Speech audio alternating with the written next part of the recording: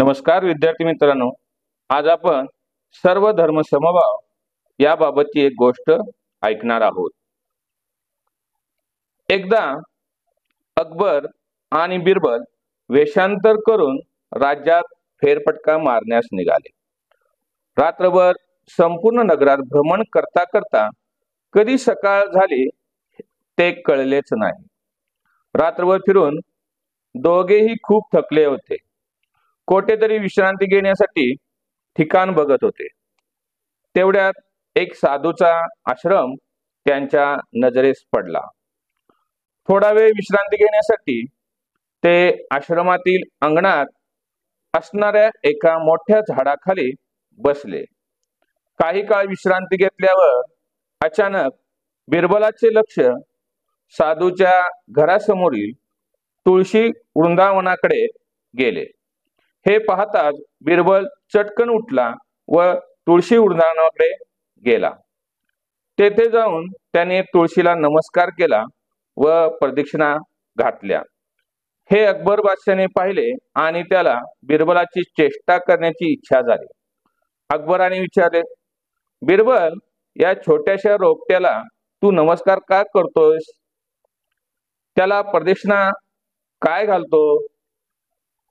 काहीतरी तुझे असते बघ। बिरबल म्हणाला, महाराज, धर्मात तुळशीच्या रोपट्याला मातेचा दर्जा दिला आहे, त्यामुळे आम्ही तिला नमस्कार करतो, प्रदक्षिणा करतो। आमच्या श्री विष्णू देवाला ही प्रिय आहे, म्हणून ती आम्हाला पूज्य आहे। तुम्ही सुद्धा जर सर्व धर्म समभाव मानत असाल तर तुम्ही पण तुळशीला वंदन करावे अशी माझी इच्छा आहे। पण बादशाच्या डोक्यात बिरबलाची अजून काही चेष्टा करता येईल याचा विचार चालू असल्याने त्याने बिरबलाच्या बोलण्याकडे कमी लक्ष दिले व अकबराने उठून चालायला सुरुवात केली। आपल्या छोट्याशा मागण्या सुद्धा बादशाह पूर्ण करत नाही याचे बिरबलाला वाईट वाटले। त्यामुळे बिरबल काहीच न बोलता बादशाच्या मागे चालू लागला। बिरबल इतका शांतपणे चालताना पाहून बादशाच्या मनात विचार आले की याच्या धर्मावर, त्यातील परंपरावर अशी चेष्टा आपण करायला नको होती। म्हणून त्याने इतर विषय काढले, पण बिरबल हुंकार भरत चालत होता।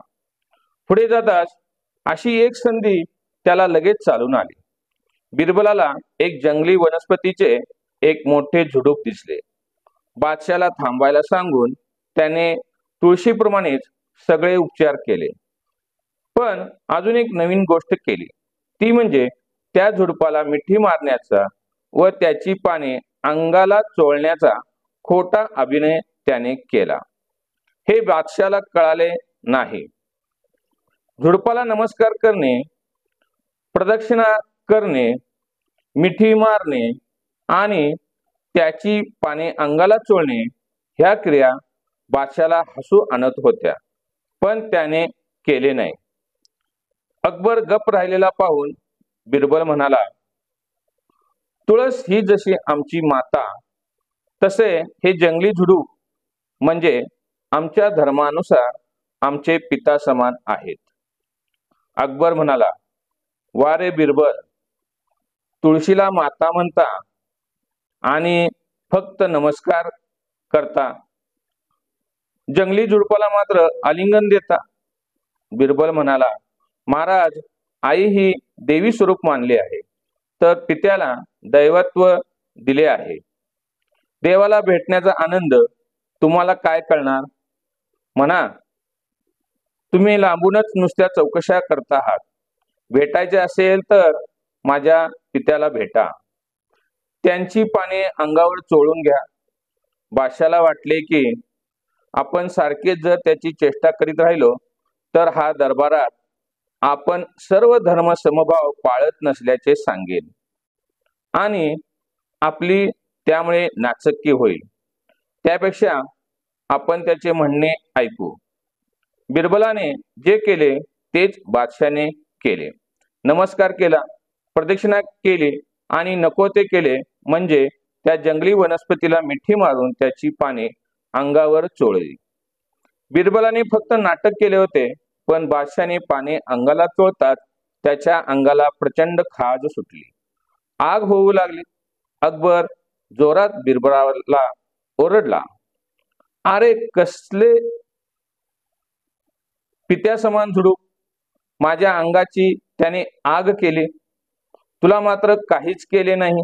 बिरबल म्हणाला, महाराज, तुम्ही तुळशी मातेला वंदन केले नाही याचा आमच्या पित्याला राग आलेला दिसतोय, म्हणून त्याने मला काही केले नाही, पण तुम्हाला मात्र ते त्रास देत आहे.